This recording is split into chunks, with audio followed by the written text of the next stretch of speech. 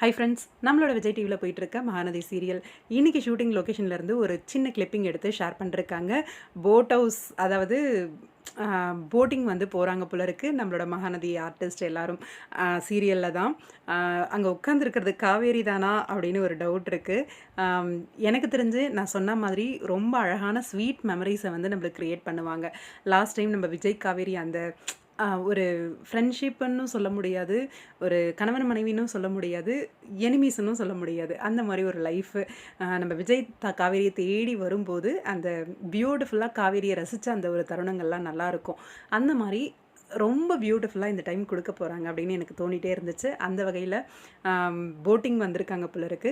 கண்டிப்பாக விஜய் வந்து காவேரியை போட்டில் போகக்கூடாது, ப்ரெக்னெண்ட்டாக இருக்கா அப்படின்னு சொல்லுவார். இல்லை இல்லை நான் போயே ஆவேன் அப்படின்னு சொல்லி வருவாங்கன்னு தோணுது. ஏன்னா விஜய் அப்படி கேர் பண்ணி பார்த்துக்கிட்டு இருக்கார் இல்லையா காவேரியை.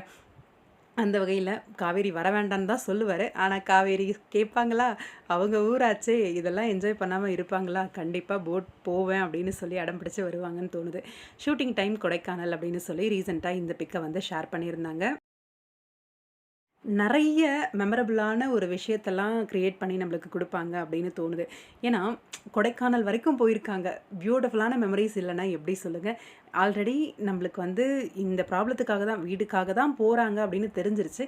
அந்த வீடு விற்கிற அந்த ஒரு ப்ராசஸ்க்குள்ளே ஒரு 2, 3 நாள் இவங்களோட என்ஜாய்மெண்ட்டையும் காமிச்சிட்டு, அதுக்கப்புறம் வந்து அந்த ப்ராசஸ் அப்படிங்கிற மாரி போகும். வீடு விற்பாங்களா? அப்படிங்கிறது ஒரு பெரிய கேள்விக்குறியா நிற்க போகுது. பாப்போம், வெயிட் பண்ணி என்ன நடக்குது அப்படின்ட்டு. உங்களோட கருத்துக்கள்